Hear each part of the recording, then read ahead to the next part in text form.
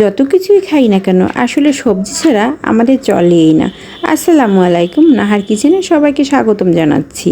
আমরা আজকে রান্না করব ইলিশ মাছ দিয়ে শাপলা। তাই আমি কিছু শাপলা ছোট ছোট করে কেটে নিচ্ছি।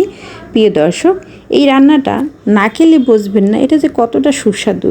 তো চলুন এর মূল রেসিপিটা দেখে নিচ্ছি। ইলিশ মাছ দিয়ে শাপলা রান্না করার জন্য আমি কড়াইয়ের ভিতরে তেল দিয়ে দিলাম। আজকে আমি সরিষা তেল দিয়ে রান্নাটা করব। দিয়ে দিচ্ছি পেঁয়াজ কুচি, দিচ্ছি আধা চা চামচ পরিমাণ হলুদ গুঁড়ো, আর একটু যদি লাগে দিতে পারেন, সামান্য পরিমাণে একটু পানি অ্যাড করে দিচ্ছি।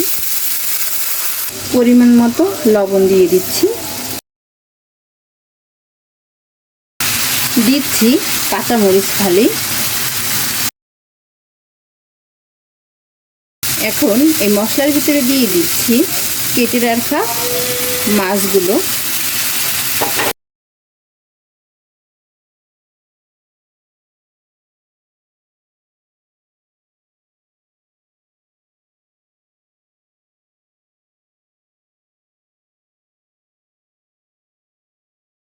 ঢাকনা দিয়ে একটু ঢেকে দিচ্ছি কষানোর জন্য।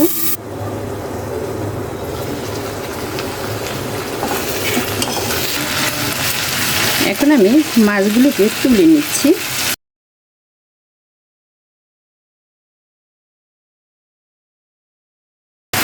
এখন আমি শাপলাগুলো দিয়ে দিচ্ছি। শাপলাগুলোকে আমি আগেই ধুয়ে রেখেছিলাম।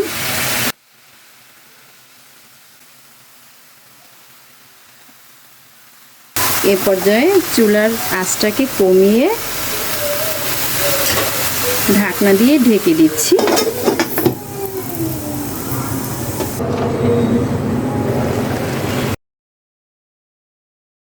শাপলার ভিতর থেকে পর্যাপ্ত পরিমাণে পানি বের হয়েছে। আসলে শাপলার জন্মই তো পানিতে, আর শাপলা মানে এর ভিতরে প্রচুর পরিমাণে পানি থাকে, তাই রান্না করার ক্ষেত্রে আর পানি দেওয়ার প্রয়োজন নেই। এ পর্যায়ে আমি তুলে রাখা মাছটা দিয়ে দিচ্ছি।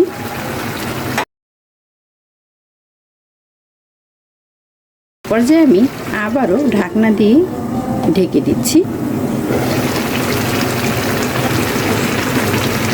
প্রিয় দর্শক, আমার শাপলা রান্নাটা অলরেডি হয়ে গেছে।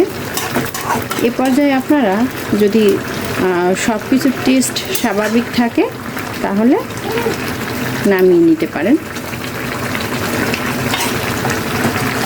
প্রিয় দর্শক, আমার ইলিশ মাছ আর শাপলা রান্নার রেসিপিটা পুরোপুরি কমপ্লিট হয়ে গেছে। আশা করি এভাবে বাসায় ট্রাই করবেন, সবাই পছন্দ করবে। আপনারাও বাসায় এভাবে রান্না করে দেখবেন, আশা করি সবাই খুব পছন্দ করবে। প্রিয় দর্শক, আমার আজকের রেসিপিটা যদি ভালো লেগে থাকে তাহলে আমার চ্যানেলের পাশে থাকবেন, আর বেশি বেশি লাইক, কমেন্ট, শেয়ার করতে ভুলবেন না। প্রিয় দর্শক, আজ এই পর্যন্তই। নেক্সট টাইম দেখা হবে নতুন কোনো রেসিপি নিয়ে। সে পর্যন্ত সবাই ভালো থাকুন, সুস্থ থাকুন। আল্লাহ হাফেজ।